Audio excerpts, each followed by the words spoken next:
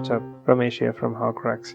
You can run Ubuntu 21.04 on Android 11 in just few steps without any root. You will need to install Termux and VNC Viewer on your Android device, and with just few commands you'll be able to run Ubuntu on your device. I've provided all the commands and steps in the description box for your reference in case if you have any doubts, and please make sure to watch this video till the end.